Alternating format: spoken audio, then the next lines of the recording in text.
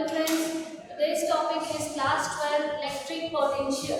So हम start कर रहे हैं electric potential chapter number 2 class 12 का. तो be ready for that. What is electric potential? हम start कर रहे हैं topic कि जो electric potential है वो actually होता क्या है.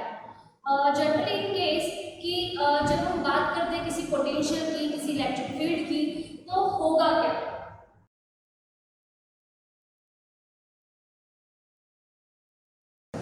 Electric potential.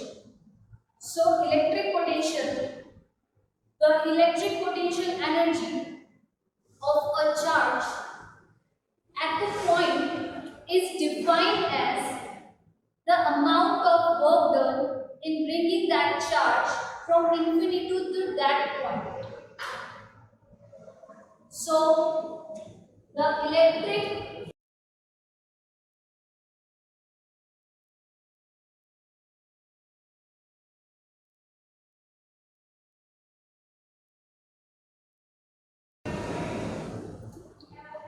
स्टार्ट कर रहे हैं हम electric potential. Electric potential actually होता क्या है. Electric potential energy of a charge, किसी चार्ज का electric potential at a point is defined as the amount of work done. मतलब हमारे लिए मेन चीज क्या है, work done is bringing that charge from infinity to that point, infinity to that point. Okay, so suppose that एक plus q charge है, जो हमने प्लस क्यू चार्ज लिया, इसके पास नियर में कोई पॉइंट चार्ज है जिसको हम बोल रहे हैं पॉइंट चार्ज क्यू. वो भी कैसा है, प्लस का, नियर में है. तो अगर इसको पास लेके जाएगा तो क्या होगा, अभी ये दोनों चार्ज एक्चुअली फिक्स्ड है. ये चार्ज मान के चल रहा है अपन, ये अभी फिक्स्ड है. ये वाला पॉइंट भी इसके नियर में है तो ये भी फिक्स्ड है. तो कहीं ना कहीं इन चार्ज के पास कुछ एनर्जी होगी. हालांकि चार्ज फ्लो भी करते हैं, लेकिन अभी हम क्या बोल रहे हैं कि चार्ज अभी फिक्स्ड है. फिक्स्ड है तो इसके पास ऑब्वियसली बात है एनर्जी होगी. अब एनर्जी है तो ये एनर्जी कौन सी एनर्जी कहलाएगी, पोटेंशियल एनर्जी. अब अगर ये फिक्स्ड है तो इसके पास जो एनर्जी होगी वो कौन सी एनर्जी होगी, पोटेंशियल एनर्जी. अब ये भी प्लस चार्ज, ये भी प्लस चार्ज, प्लस चार्ज एक दूसरे को रिपल्सिव करेंगे. तो रिपल्शन की वजह से क्या होगा, ये प्लस क्यू चार्ज जो एनर्जी होती है वो कन्वर्ट हो जाएगी नेक्स्ट एनर्जी. नेक्स्ट एनर्जी का मतलब क्या, अगर इसमें पोटेंशियल एनर्जी हम मान के चलते कि भाई हाँ इसमें पोटेंशियल है, पोटेंशियल एनर्जी है, रिपल्शन फोर्स के कारण क्या होगा, प्लस क्यू चार्ज इस साइड मूव करना शुरू करेगा. जब ये मूव करेगा तो ये काय में चेंज हो जाएगा, काइनेटिक एनर्जी में चेंज हो जाएगा. अब सपोज दैट रिपल्सिव करते हुए इसकी काइनेटिक एनर्जी इंक्रीज हो रही है. काइनेटिक एनर्जी कैसे इंक्रीज हो रही है, क्योंकि रिपल्शन फोर्स की वजह से इस क्यू चार्ज की स्पीड भी इंक्रीज हो रही है. जब स्पीड इंक्रीज हो रही है तो काइनेटिक एनर्जी भी इंक्रीज हो रही है. काइनेटिक एनर्जी इंक्रीज हो रही है, देन ये जो प्लस क्यू चार्ज है एक पर्टिकुलर के बाद, एक डिस्टेंस के बाद पहुंच जाता है कुछ यहाँ पे. इसको हम देखते हैं, मान लो ये प्लस क्यू चार्ज यहाँ पे आ, ठीक है. अब ये प्लस क्यू चार्ज हमें नहीं पता कितनी दूर जाएगा, क्योंकि ये सारी चीज इलेक्ट्रिक फील्ड के अंदर हो रही है. तो इलेक्ट्रिक फील्ड के अंदर पोजीशन देखना, कहाँ पे जाना, तो हम इसको मान के चलते हैं कि ये कहाँ पे होगा, इंफिनिटी पे. इंफिनिटी से अगर हम ये जो इंफिनिटी मान के चल रहे हैं, तो इंफिनिटी से अगर इसको मैं अपनी पुरानी पोजीशन तक पे लेके आने का सोचूं, ठीक है, तो सोचो एक तो पोटेंशियल रिपल्सिव फोर्स के कारण ये इधर जाना चाहता है, और हम बोल रहे हैं इंफिनिटी से हम चार्ज को इस तरफ लाने की कोशिश कर रहे हैं. तो कितना काम करना पड़ेगा, कितना वर्क डन लगेगा, सोचो कितना वर्क करना पड़ेगा. सो इसीलिए ये वर्क डन यहाँ पे करना पड़ रहा है हमें, ठीक है. So work done, now potential V equal to क्या होगा, वर्क डन अपॉन चार्ज. ये आपका फॉर्मूला बनेगा, work done upon charge. Potential equal to work done upon charge. So potential की जो यूनिट होगी वो क्या होगी, वोल्ट. सो अगर मान के चलो कि V की अगर यूनिट वोल्ट है और आपसे क्वेश्चन किया जाए कि 1 volt is defined as what, so 1 volt is 1 joule per 1 coulomb, 1 volt equal to 1 joule per 1 coulomb. इसे आप कुछ इस टाइप से भी लिख सकते हैं, 1 volt is equal to 1 J C inverse, ये इसकी आ गई यूनिट। सो अब हम देखते हैं पोटेंशियल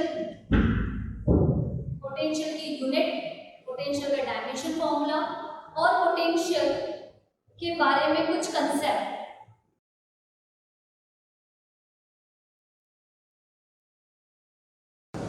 मैंने एक डायग्राम बनाया, उस डायग्राम के अंदर एक्स एक्सिस और वाई एक्सिस दिया गया है।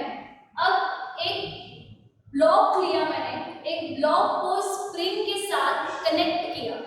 स्प्रिंग के साथ कनेक्ट करने पर ना तो वो कोई फोर्स में है, ना ही कोई वर्क डन किया है, मैंने कुछ भी नहीं किया है। फिक्स्ड पोजीशन पर बॉक्स रखा है, फिक्स्ड पोजीशन पर स्प्रिंग अटैच्ड है। अब विदाउट फोर्स, विदाउट कुछ किया, अगर मैं यहाँ पर एक बॉक्स बना दूँ, कुछ भी नहीं किया, लेकिन एक बॉक्स मैंने वहाँ पे उसके साइड में रख दिया। उस बॉक्स को अगर मैं बोलूँ कि भाई ये उस बॉक्स को आगे खसका दे या उस बॉक्स को पीछे लेकर चले जाए, ये तो तभी पॉसिबल होगा जब मैं फोर्स लगाऊंगा। बट एक्चुअली अभी इस पोजीशन में पॉसिबल है क्या? इस पोजीशन में पॉसिबल है क्या? नहीं है। तो अब क्या करेंगे, यहाँ पर जो क्या यहाँ पे कोई वर्क डन हो रहा था, हमने इसके लिए कोई काम ही नहीं किया, वर्क डन ही नहीं किया, तो इसके लिए v भी क्या हो जाएगा, 0 हो जाएगा। अब सपोज मान लो मैंने इस स्प्रिंग को फोर्स लगाया यहाँ और अब एक बॉक्स मैंने यहाँ पर रख दिया, ठीक है। अब ये स्प्रिंग को मैंने खींचा, मतलब फोर्स लगाया। फोर्स लगाने पर क्या होगा, ये बॉक्स उसके पास में रख रहा है तो वो भी खींचा जाएगा, मतलब कुछ ना कुछ वर्क डन हुआ है। अब जितना भी वर्क डन होगा वो उसका क्या कहलाएगा, वोल्ट के बराबर होगा, डायरेक्टली प्रोपोर्शनल होगा। जितना वर्क डन होगा वैसा उतना पोटेंशियल होगा। क्लियर है? इसके बाद अगर बात करें तो V equal to W upon Q naught charge. This charge is test charge. इस चार्ज को हम क्या बोल रहे हैं, test charge. Work done actually potential energy के बराबर होता है, इसलिए मैं यहाँ पे W की जगह U भी कंसीडर कर सकते हैं। क्लियर? तो बहुत सी बुक्स में आपको ये भी दिया जाएगा कि W या फिर U। क्लियर?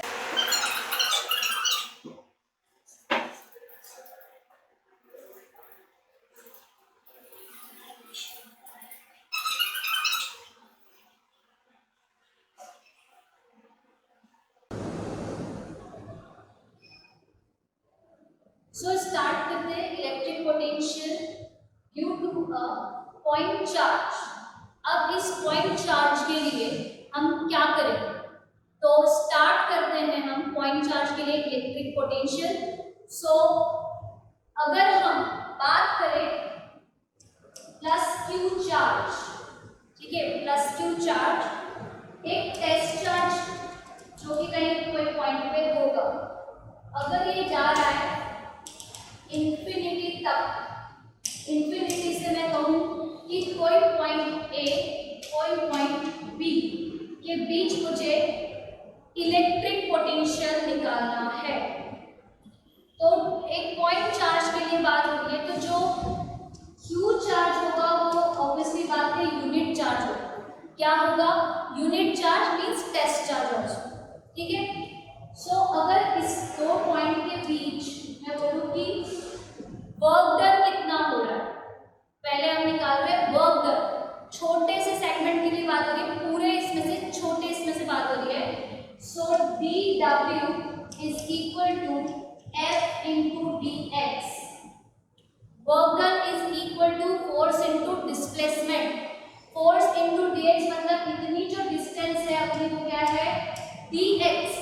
अब dx हमने लिया, डॉट हटा, cos लगा, so dw equal to fbx cos theta. Clear? cos theta लगाया छोटे से सेगमेंट के लिए। अब इसको क्या करेंगे हम, पूरे पूरे जो पोटेंशियल है हमारा, पूरे पोटेंशियल के लिए चाहिए, तो पूरे पोटेंशियल के लिए हम क्या करेंगे, इंटीग्रेशन करेंगे। सो इंटीग्रेशन कैसे करेंगे देखिए, इसको करेंगे 0 टू w, सो इसे करेंगे r टू इनफाइनाइट। ठीक है, जो डिस्टेंस आपने बोली और वो कहाँ तक के जा रहा है, इनफाइनाइट तक जा रहा है, तो हमने लिमिट भी लगाई। अब dw का इंटीग्रेशन यहाँ पे क्या होगा, w, ठीक है, is equal to integration f dx cos theta r to infinite. Clear? So यहाँ पर बात करते हैं w is equal to integration r to infinite, f मतलब क्या, coulomb force.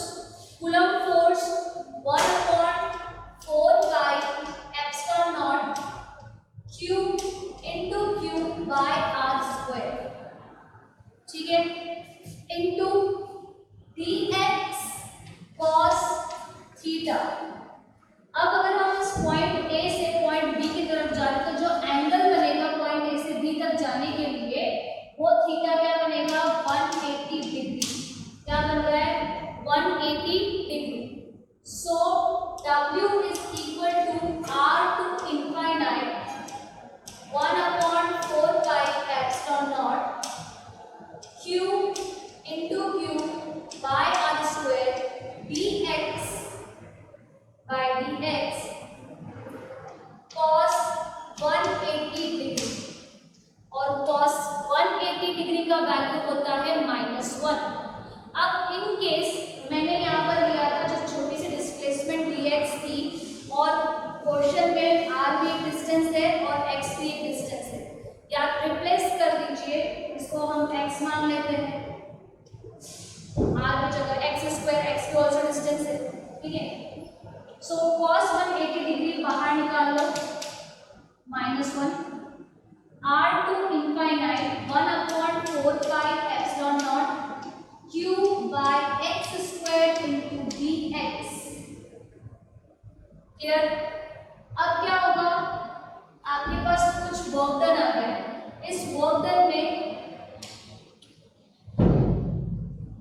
Work done equal to -1/4 pi epsilon naught, q भी हमने बाहर निकाला, इंटीग्रेशन चल रहा था r टू इनफाइनाइट, जो क्वेश्चन अभी स्टेप छोड़ा था उसी स्टेप को आगे बढ़ाया, 1/4 पाई एप्सिलॉन नॉट और q दोनों ही कांस्टेंट थे, इसलिए इंटीग्रेशन से बाहर आ गए। आगे लगा हुआ है माइनस, और हमारे पास अंदर क्या बचा हुआ है, q बचा हुआ है चार्ज, जो कि टेस्ट चार्ज है, जिसका यूनिट कितना होता है 1, तो इसलिए हम ये q नहीं लिख रहे। बचा गया 1/x² इनटू dx। अगर आपने ध्यान से देखा हो डायग्राम में, टेस्ट चार्ज की वैल्यू मैंने +1 ली है, तो टेस्ट चार्ज जो q दिया हुआ है उसको मैं 1 रख रही हूँ, पुट कर रही हूँ, तो वो स्मॉल q जो है वो हट गया, तो 1/x² इनटू dx।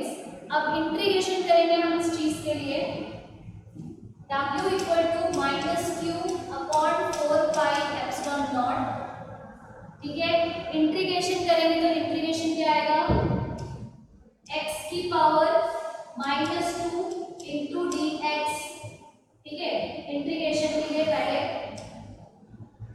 x की power -2 into dx, r to infinite. So w is equal to -q/4 pi epsilon naught, integration क्या होगा इसका, 1/x r to infinite, 1/इनफाइनाइट 0, 1/r बचा, सो वर्क डन हमारे पास कितना आ गया, -q/4 pi epsilon not into 1/r। Limit apply कर दी गई है। Upper limit minus lower limit, सो वर्क डन आपका कितना आ गया 1/4πε0 Q/R, ये आपका आ गया वर्क डन। और हमने जैसा बोला कि वर्क डन पोटेंशियल एनर्जी के बराबर है और ये हमारे V के बराबर भी होगा, तो V इक्वल टू क्या आ गया 1/4πε0 Q/R। इसकी दूसरी मेथड भी मैं बताऊं, आप इसको ऐसे भी कर सकते हो, स्मॉल q का वैल्यू अगर आप 1 नहीं रखते हैं तो आपके पास आ जाएगा V equal to work done upon charge, so work done कितना आया था 1/4πε0 Q/R बचेगा नीचे, अपॉन में q से q कैंसिल, एक q जो स्मॉल q है अगर उसका वैल्यू आप 1 नहीं रखते हैं तो आपको ये 2 स्टेप और करनी पड़ेगी, और अगर आप डायरेक्टली q का वैल्यू 1 रख देते हैं तो आप ये वाले स्टेप कर सकते हैं डायरेक्ट। सो ये था electric potential due to a point charge. So इतना ये टॉपिक हमारा कंप्लीट है। अब इसके बाद हम कर रहे हैं relation between electric field and electric potential. Next topic है हमारा relation between electric field and electric potential.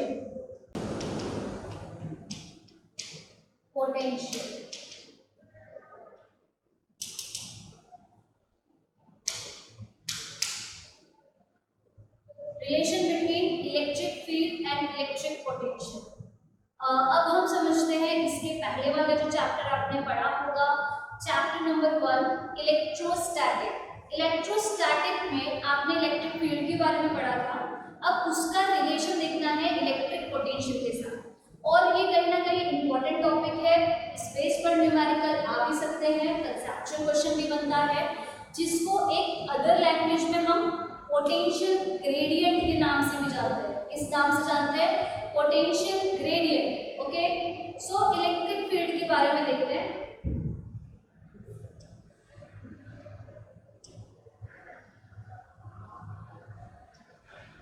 हमने एक डायग्राम बनाया, इस डायग्राम में यहाँ से यहाँ तक की डिस्टेंस सपोज x एक्सिस है, तो इतने में मुझे पोटेंशियल के बारे में जानना है, y axis, x axis and z axis. So अगर मैं छोटे से सेगमेंट के लिए इलेक्ट्रिक पोटेंशियल का डिफरेंशिएट करूं, ये v है, v का डिफरेंशिएशन करना है, सो v इक्वल टू क्या होता है, सबसे पहली बात तो यही होती है कि v इक्वल टू होता है, सो v इक्वल टू है 1/4πε0 इनटू Q/R। ये v point O, x axis, y axis and z axis, इस एक्सिस पे पोटेंशियल निकालना है कि x एक्सिस पे पोटेंशियल क्या होगा, y एक्सिस पे पोटेंशियल क्या होगा और z एक्सिस पे पोटेंशियल क्या होगा। सो पॉइंट है A एंड B, इन दो पॉइंट का पोटेंशियल हमको निकालना है। सो एज कंपैरिजन टू हम बात कर रहे हैं x एक्सिस की बात कर रहे हैं, तो x एक्सिस के अकॉर्डिंग डिफरेंशिएट करना पड़ेगा dv/dx। इस पोटेंशियल के फॉर्मूले को हमें क्या करना पड़ेगा, डिफरेंशिएट करना पड़ेगा x की रिस्पेक्ट में, क्योंकि अभी मुझे x के लिए पोटेंशियल निकालना है। आप चाहे y के लिए निकालो, आप चाहे z के लिए निकालो, आपको उसकी रिस्पेक्ट में डिफरेंशिएट करना पड़ेगा। क्लियर? सो अब dv/dx किया, so is equal to 1/4πε0 Q/R d/dx।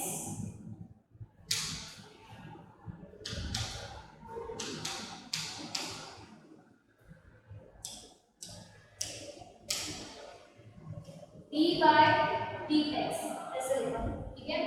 इसका डिफरेंशिएट करेंगे अपन, सो dv/dx इज इक्वल टू 1/4πε0 और ये q, ये कांस्टेंट है इसलिए इसको बाहर निकालेंगे। x दिया है, मतलब हमें r जो डिस्टेंस है ऑब्वियसली या तो आप r स्क्वायर से करो या तो आप इससे करो। सो अगर मैं बात करूं x के रिस्पेक्ट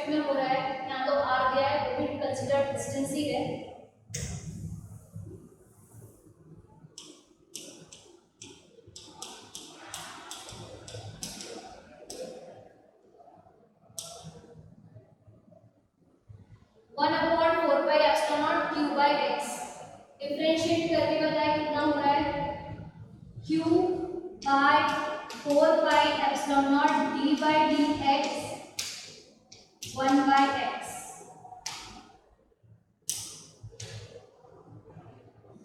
1 by x का डिफरेंशिएट हो रहा है, डिफरेंशिएशन करने पर क्या आ रहा है dv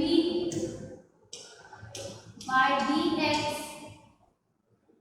1 q upon 4 pi epsilon naught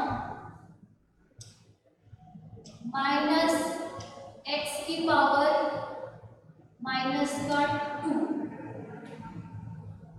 x की पावर माइनस 2। और अब लिमिट अगर अप्लाई करना चाहो तो आप लिमिट भी अप्लाई कर सकते हैं 0 to r।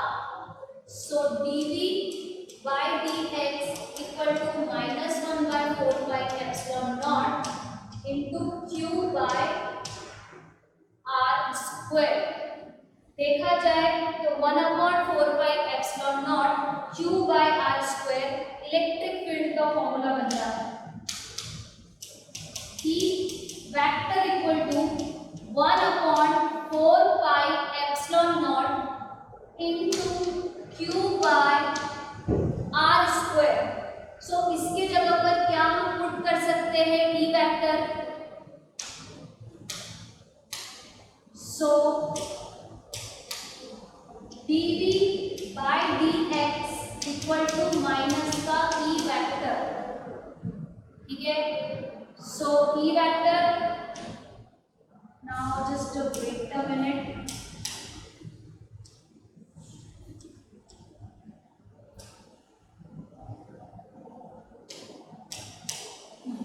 सो इसको हम बोलते हैं पोटेंशियल ग्रेडियंट। क्या कहा जाता है पोटेंशियल ग्रेडियंट। अभी पोटेंशियल ग्रेडियंट का जो फॉर्मूला बनता है वो कुछ इस तरह से बनता है E vector equal to minus dv by dx। अगर आप MSc की बात करें, BSc की बात करें, सो इलेक्ट्रिक फील्ड जो है वो इस टाइप से शो करेगी। ये जो डेल दिख रहा है ये डेल ग्रेडियंट कहलाता है। इसका क्या मतलब होता है पार्शियल डिफरेंशिएशन। क्या कहलाता है पार्शियल डिफरेंशिएशन। हमें इतना डीप नहीं पढ़ना है, हमें सिर्फ नॉर्मल डिफरेंशिएशन तक करना था और रिलेशन बताना था कि पोटेंशियल इलेक्ट्रिक फील्ड के बीच क्या रिलेशन है। तो वो है E equal to minus dv by dx। तो ये था पूरा डेरिवेशन उस चीज के लिए। सो हम स्टार्ट करें ये topic potential difference. Potential difference क्या होता है। So potential difference between any two point charge. So अगर मैं कंडक्टर बनाऊं,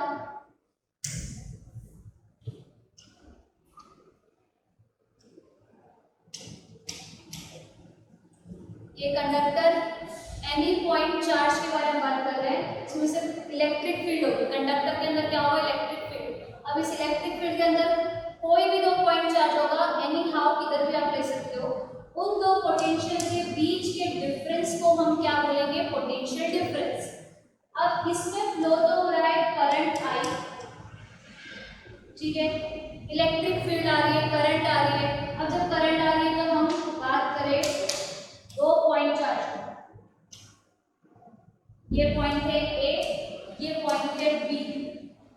इन दो पॉइंट पे कोई इंफिनिटी से चार्ज आ रहा है, ये इनफाइनाइट से अगर +2 चार्ज आ रहा है तो वर्क डन करना पड़ेगा। सो वर्क डन क्या, इतना वर्क डन करा मतलब WB, इतना वर्क डन किया मतलब WA। दो वर्क डन हुआ तो ये जो डिफरेंस दिख रहा है, ये वाला जो डिफरेंस दिख रहा है, इस डिफरेंस को हम क्या बोलेंगे WA माइनस WB। मीन्स इतना डिफरेंस WB माइनस WA। जो भी बड़ा डिस्टेंस है उसको हम ले सकते हैं W, जो भी है। So VA minus VB, potential of A minus potential B। का अगर मैं फॉर्मूला लिखूं तो work done WB minus WA, ठीक है, और चार्ज है हमारा Q, test charge plus Q charge. So इसको हमने लिखा अपने तरीके से पोटेंशियल डिफरेंस को कि भाई जो पॉइंट A टर्मिनल है, पॉइंट B टर्मिनल का पोटेंशियल है, उन दोनों के डिफरेंस को, उन दोनों के वर्क डन के डिफरेंस को अपॉन में चार्ज कौन सा था, सिर्फ एक चार्ज था जो इनफाइनाइट से आ रहा था, प्लस Q चार्ज। क्लियर? सो ये था हमारा टॉपिक पोटेंशियल डिफरेंस को लेकर। ठीक, अब जो पोटेंशियल होता है वो अपने आप में एडिटिव नेचर को रखता है। अब एडिटिव नेचर क्यों रखता है, क्वेश्चन ये बनता है कि एडिटिव चार्ज तो है बट क्यों, एडिटिव ही क्यों, तो वो देखते हैं।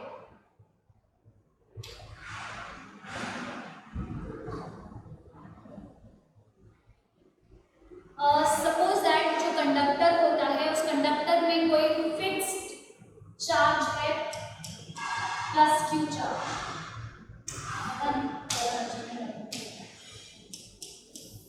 फिक्स्ड प्लस Q चार्ज है। अब इस प्लस Q चार्ज से कोई नियर में पॉइंट है, ये पॉइंट चार्ज है। अब इस पॉइंट चार्ज पर कितना पोटेंशियल चार्ज देगा, मान लिया कि यहाँ पर 3 वोल्ट है, ठीक है, मान लिया हमने कि यहाँ पे 3 वोल्ट दिया। अब मैं इस चार्ज के अलावा ये जो प्लस Q1 चार्ज की वजह से जो 3 वोल्ट आया था, इस प्लस Q1 चार्ज को मैं रिमूव कर दूं, हटा दूं, रिमूव कर दूं, तो दूसरा चार्ज अगर इसके प्लेस पे आता है, ये प्लस Q2 चार्ज यहाँ पे प्लेस्ड हो गया। प्लस Q2 के चार्ज की वजह से उस पॉइंट चार्ज पर 4 वोल्ट लग गए। पहले तो पहला चार्ज था, पहले चार्ज की वजह से क्या लगा, 3 वोल्ट। फिर मैंने बोला कि वो पहला जो चार्ज था मैंने हटा दिया, लेकिन उस पर 3 वोल्ट का पोटेंशियल था। उतने जब हटाया तो दूसरा चार्ज आ गया, दूसरा चार्ज ने क्या किया, अपने तरफ से उसको 4 पोटेंशियल दे दिया। तो अब मैं बोलूं कि उस पॉइंट पर नेट पोटेंशियल क्या होगा। अगर बात की जाए नेट पोटेंशियल की, तो net potential V is equal to V1 plus V2। दोनों जो वोल्टेज है, दोनों पोटेंशियल क्या हो जाएंगे, ऐड हो जाएंगे। तो इसीलिए जो V इक्वल टू क्या हो जाएगा, 4 प्लस 3 इट्स 7 वोल्ट। इसीलिए ये अपने आप में इस टाइप का नेचर रखता है, एडिटिव। और एडिटिव का मतलब होता है स्केलर कैलकुलेशन, वेक्टर कैलकुलेशन नहीं रखता, स्केलर कैलकुलेशन रखता है। इसीलिए ये अपने आप में एडिटिव नेचर शो करता है। तो ये था बेसिक कंसेप्ट पोटेंशियल को लेकर। नेक्स्ट टॉपिक है equipotential surface.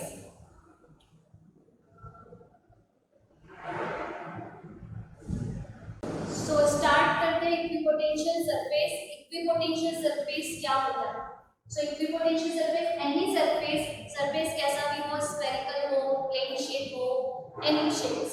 So any surface every point on which has some electrostatic potential, कुछ ना कुछ इलेक्ट्रोस्टैटिक पोटेंशियल होगा सरफेस पर, is called equipotential surface. Means ऐसा सरफेस जहाँ पे जो पोटेंशियल होगा वो चारों तरफ से पूरे सरफेस पे सेम होगा, इसीलिए उसको हम बोलते हैं इक्विपोटेंशियल सरफेस। इक्विपोटेंशियल सरफेस के बहुत सारे लॉज है, तो वो हम देखते हैं। पहला लॉ,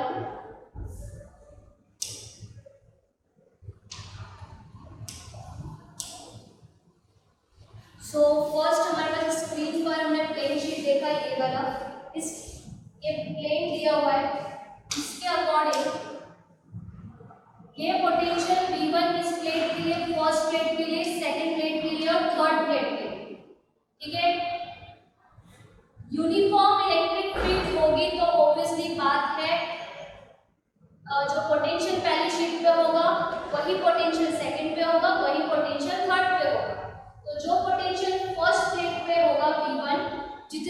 होगा उतना V2 सेकंड प्लेट पे होगा, V3 थर्ड प्लेट पे होगा। मींस इसका मतलब क्या है, यूनिफॉर्म इलेक्ट्रिक फील्ड। देखिए जितनी इलेक्ट्रिक फील्ड यहाँ से पास हो रही है उतनी इलेक्ट्रिक फील्ड थर्ड वाले से भी पास हो रही है, सेकंड वाले से भी पास हो रही है। इसका मतलब क्या है, सरफेस पे एक जैसी इलेक्ट्रिक फील्ड है और पोटेंशियल भी सेम है और यूनिफॉर्म इलेक्ट्रिक फील्ड। नेक्स्ट है स्फेरिकल शेप बना हुआ है, इस पे कोई चार्ज है, वो चार्ज आइसोलेटेड है, आइसोलेटेड चार्ज है।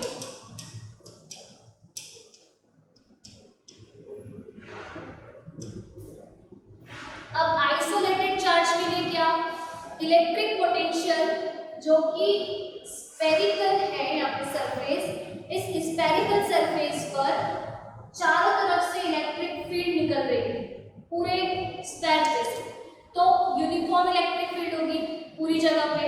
अब देखना ये है कि जब यहाँ से यहाँ तक का जो रेडियस है,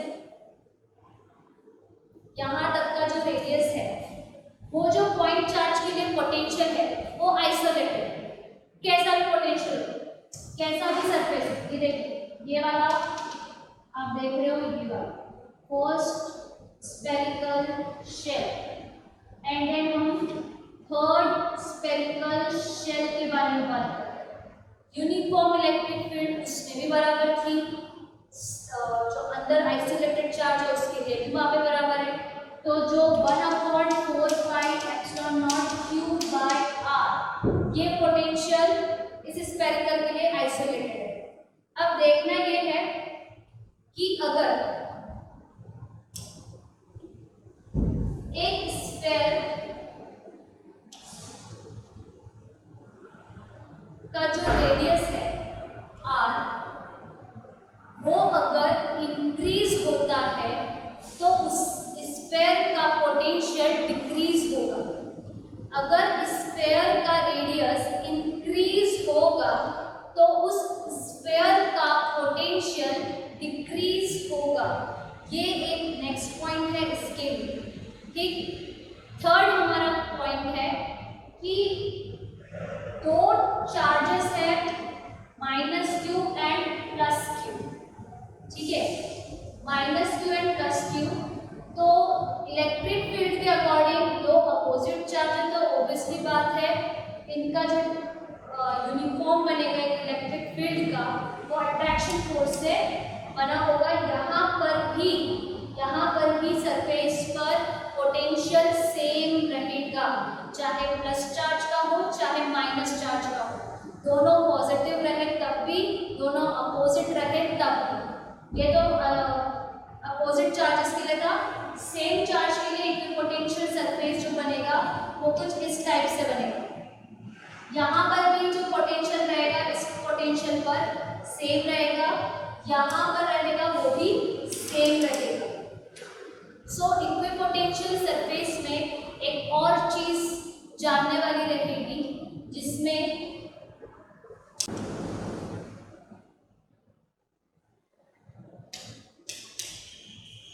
ये स्फेयर लिया जिसका रेडियस r है। अब इलेक्ट्रिक फील्ड मान लो ऐसे निकल रही है, ये electric field uniform electric field है, हर जगह से बहुत सारी इलेक्ट्रिक फील्ड पूरे सरफेस पर से निकलेगी बाहर की तरफ। तो ये ई इलेक्ट्रिक फील्ड है, और अगर मैं इसका एरिया वेक्टर बात करूं, फ्लक्स अगर आपने पढ़ा हो तो फ्लक्स के अकॉर्डिंग इस चीज का एरिया वेक्टर कहाँ निकलेगा, ऐसे। इसका एरिया वेक्टर कैसे निकलेगा, ऐसे ऐसे। मतलब आप देख रहे हो इलेक्ट्रिक फील्ड और ये जो मैंने येलो कलर से ds बनाया है एरिया वेक्टर, इनके बीच 90 डिग्री का एंगल बन रहा है। मतलब electric field normal to the plane surface, जो भी सरफेस रहेगा उसका कैसा रहेगा electric field, normal perpendicular, area vector के परपेंडिकुलर। तो जो फ्लक्स होगा, फ्लक्स क्या हो जाएगा, 0, E dot D S integration करेंगे तो पूरी सरफेस के लिए निकल जाएगा। So flux is equal to E D S cos theta. So theta equal to क्या रहेगा 90 डिग्री, बिकॉज एरिया वेक्टर और इलेक्ट्रिक फील्ड के बीच बनने वाला एंगल कितना 90 डिग्री। सो फ्लक्स जो रहेगा वो क्या हो जाएगा जीरो, जो फ्लक्स रहेगा वो होगा जीरो। अब अगर फ्लक्स जीरो हो गया तो पोटेंशियल तो भले ही सेम हो, बट वर्क डन, अगर मैं सरफेस की बात करूं, एक कंडक्टर की बात कर रहे हैं, कंडक्टर की सरफेस पे बात कर रहे हैं, तो सरफेस पर वर्क डन होता है जीरो, लेकिन अंदर साइड जो पोटेंशियल रहेगा वो रहेगा कांस्टेंट। और इनफैक्ट इलेक्ट्रिक फील्ड भी जीरो रहेगा किसी कंडक्टर के बीच में। ठीक है, अभी तो फिलहाल हम पोटेंशियल सरफेस की बात कर रहे हैं, सरफेस पर पोटेंशियल सेम रहेगा और electric field normal to the surface रहेगा। ये दो मेन पॉइंट है। अब हम इसकी प्रॉपर्टीज देखेंगे, properties of equipotential surface. Next topic है हमारा properties of equipotential surface. So next है हमारा प्रॉपर्टीज ऑफ इक्विपोटेंशियल सरफेस। देख सकते हैं डायग्राम में, पहला पॉइंट है no two equipotential surface can intersect each other, मतलब दो इक्विपोटेंशियल सरफेस कभी भी इंटरसेक्ट नहीं करती। तो इसके लिए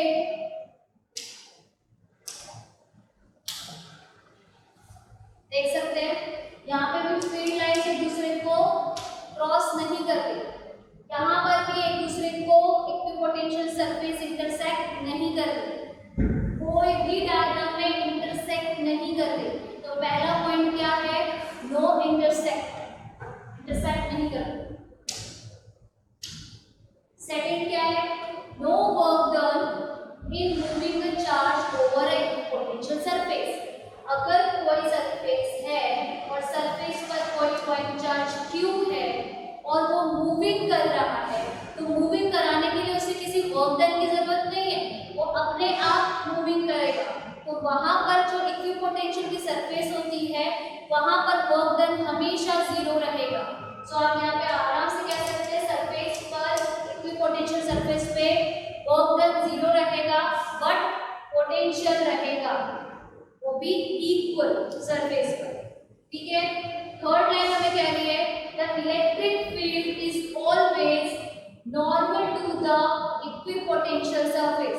नॉर्मल मतलब perpendicular, electric field line area vector के परपेंडिकुलर होगी, 90 डिग्री का एंगल बनाएंगे और cos थीटा 90 का जो वैल्यू रहेगा वो जीरो होगा, तो ऑब्वियसली बात है फ्लक्स भी हमारे लिए जीरो हो जाएगा। So I think so properties of equipotential surface is clear. So now next topic,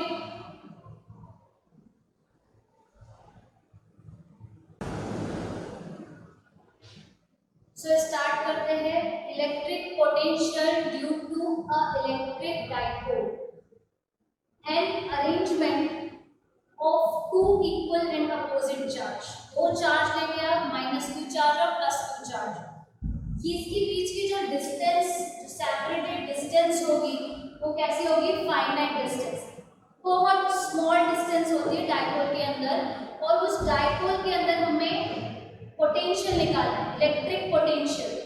ठीक है, उसको हम बोलते हैं इलेक्ट्रिक डाइपोल। दो अपोजिट चार्ज सेम मैग्नीट्यूड और उनके बीच का डिस्टेंस मतलब फाइनाइट डिस्टेंस रहेगा, और उससे कोई पॉइंट P पर हमें इलेक्ट्रिक पोटेंशियल निकालना है। जैसे ये एक डायग्राम मैंने बनाया, इस डायग्राम के अकॉर्डिंग ये -q चार्ज, ये +q चार्ज, इसका मिड पॉइंट O है, सेपरेटेड डिस्टेंस बहुत छोटा होना चाहिए। डाइपोल का फॉर्मूला है P = 2qa, आपने पढ़ा होगा इलेक्ट्रोस्टैटिक में भी। सो डिस्टेंस 2a को मैंने सेपरेट कर लिया मिड पॉइंट से A और A। यहाँ -q चार्ज से कोई पॉइंट P चार्ज तक का डिस्टेंस मैंने लिया x, और यहाँ पे +q चार्ज से कोई डिस्टेंस दिया मैंने y। हो सकता है डिस्टेंस कोई इक्वल तो होगा नहीं क्योंकि सेंटर पे नहीं, तो डिस्टेंस अलग अलग। और मिड पॉइंट से पॉइंट P तक का जो डिस्टेंस है वो लिया स्मॉल r। डायग्राम कंप्लीटली समझ में आया इलेक्ट्रिक पोटेंशियल के लिए। अब अगर मुझे इसे सॉल्व करना है तो सॉल्व करने के लिए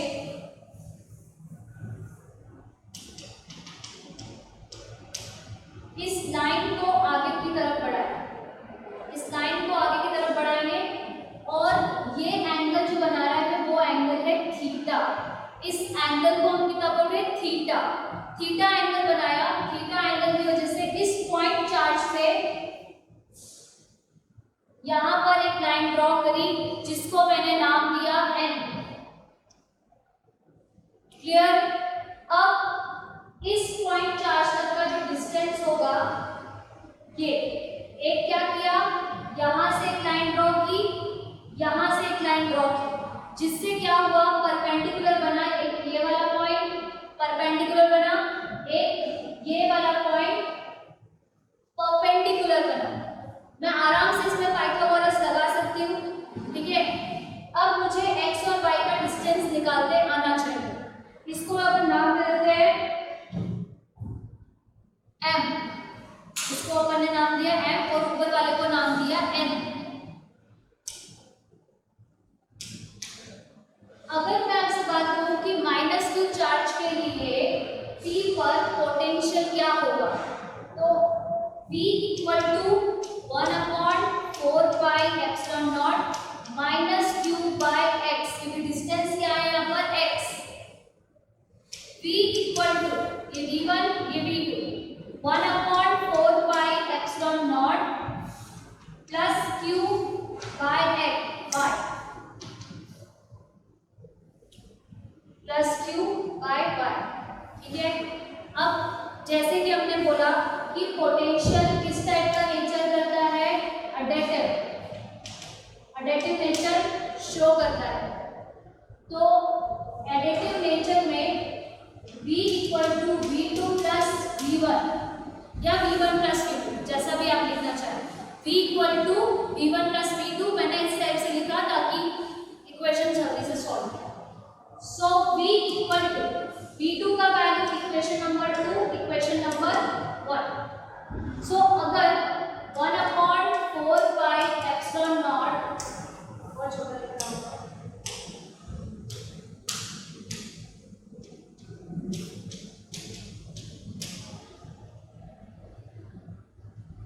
q by y minus 1/4 pi epsilon naught q by x,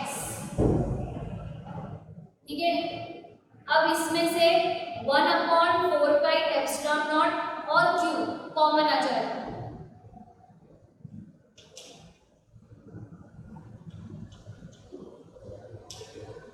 one upon Y minus 1/x, 1/y minus 1/x। इसके बाद हमें y और x की वैल्यू निकालनी है, तो y और x की वैल्यू कैसे निकालेंगे? ओ m की डिस्टेंस क्या है? सबसे पहले ओ m की डिस्टेंस। सो यहां से लेकर इस m तक का डिस्टेंस क्या होगा? उसके लिए क्या करना पड़ेगा? Base upon hypotenuse, base upon hypotenuse. So अगर बेस की बात हो रही है तो मैं लगाऊं cos theta OM upon A, base upon hypotenuse. So A cos theta OM की वैल्यू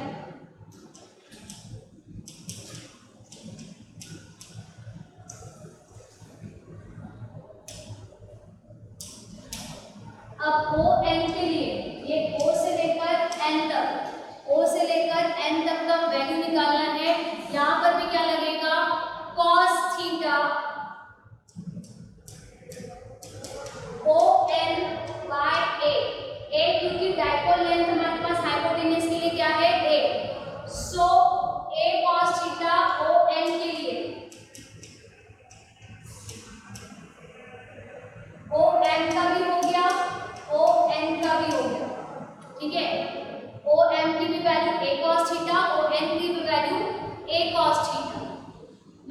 दोनों की वैल्यू सेम आई है क्योंकि दोनों इक्वली है, दोनों लेंथ जो रहेगी वो इक्वली रहेगी।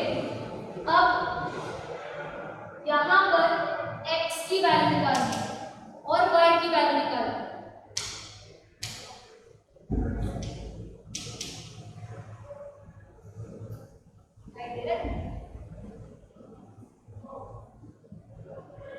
x का वैल्यू क्या, ये रहा x का वैल्यू, मतलब ये m तक के जा रहा है, PO प्लस OM, PM तक का distance PO plus OM, so x equal to क्या, r plus a cos theta.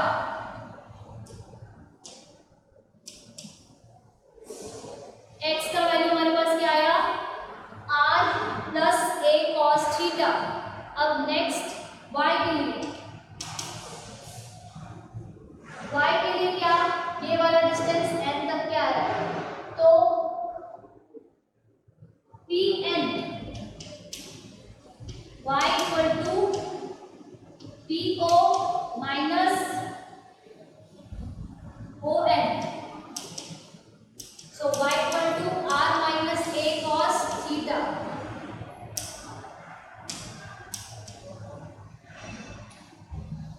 ये आ गया x और y का वैल्यू। अब x और y का वैल्यू आपको रखना है इस इक्वेशन में, इस इक्वेशन में आप रखेंगे, रखिए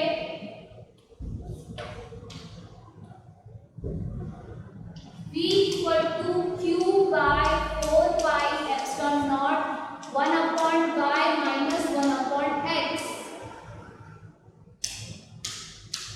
x का वैल्यू क्या है, r plus a cos theta, y equal to है r minus a cos theta. इन दोनों को वैल्यू को आप यहाँ पे पुट करें, v equal to q by 4 pi epsilon naught 1 upon r minus a cos theta minus 1 upon r plus a cos theta.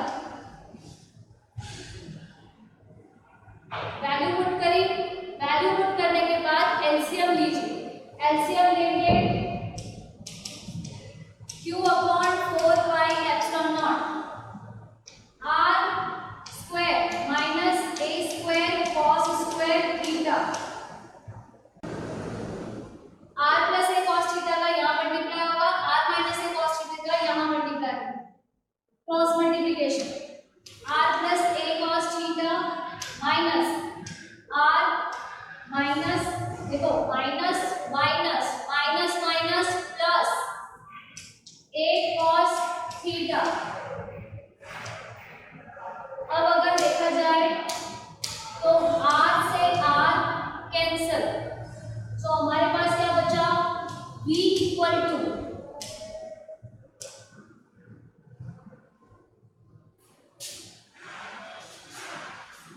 q upon 4 pi epsilon naught, q upon 4 pi epsilon naught. Now 2a cos theta upon में r square minus a square cos square theta. Clear? नीचे जो summation में था हमारे पास denominator में same वही चीज लिखा, r से r कैंसिल हो गया था, a cos theta 2a cos theta, ठीक। So v equal to q by 4 pi epsilon naught 2a cos theta upon, अगर आपने डाइपोल पढ़ा है, इलेक्ट्रिक फील्ड पढ़ा है डाइपोल में, तो हम वहां पर एक कंडीशन लिखते हैं, कंडीशन ये है कि r is very very greater than to be a। इस कंडीशन के अकॉर्डिंग a वाली जो टर्म्स होगी वो क्या हो जाएगी, लैप्स हो जाएगी, हट जाएगी, क्या बचेगी, only r square, only r square. ध्यान से देखिए 2a और q, 2aq क्या होता है, डाइपोल का p, सो हम यहाँ लिखेंगे v equal to 1 by 4 pi epsilon naught p by r square cos theta. ये आ गया electric potential due to a electric dipole. ये थोड़ा कॉम्प्लिकेटेड है, बट अगर आप इसको एक से दो बार देखेंगे, स्टेप बाय स्टेप समझेंगे, तो आपको बहुत अच्छे से इस टॉपिक को समझ में आ जाएगा। सारा खेल डायग्राम में है, डायग्राम एक बार समझ लिया तो डेरिवेशन अपने आप आ जाएगा।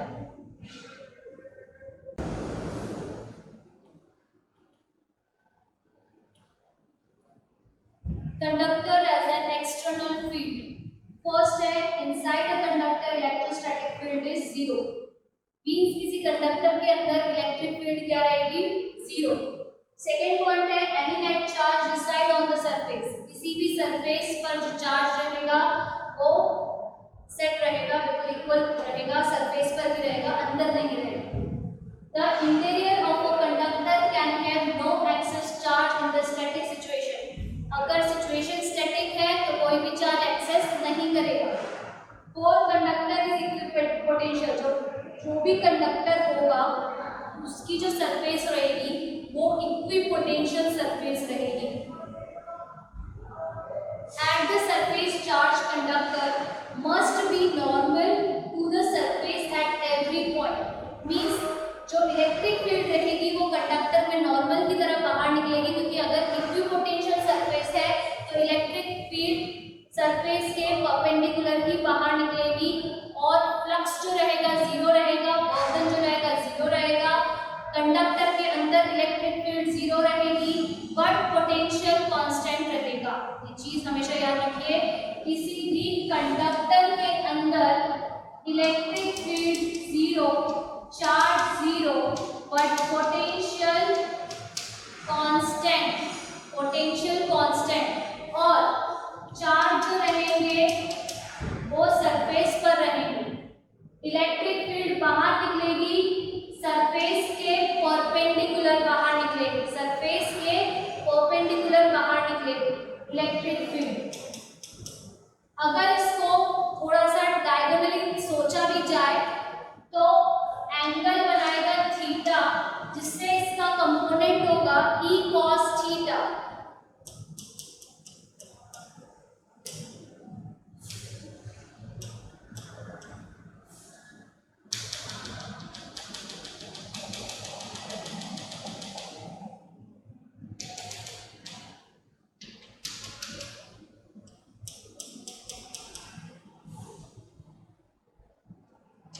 थीटा बनाया ई कॉस थीटा। अब जब इलेक्ट्रिक फील्ड की बात हो रही है, कंडक्टर की बात हो रही है, तो कंडक्टर की ऐसी सिचुएशन में इलेक्ट्रिक फील्ड का जो वैल्यू होगा वो होगा E equal to sigma by epsilon naught. मतलब जो इलेक्ट्रिक फील्ड का मेरे पास वैल्यू आएगा वो आएगा सिग्मा बाय एप्सिलॉन नॉट। तो ये था कंडक्टर के बारे में कुछ समरी, जो इम्पोर्टेंट पॉइंट्स थे। बुक में बहुत अच्छा सा दिया होगा, आपको पढ़ना है, बट ये मेन पॉइंट्स है, इसको आप याद कर लेंगे तो बेशक आप इसके ऊपर और भी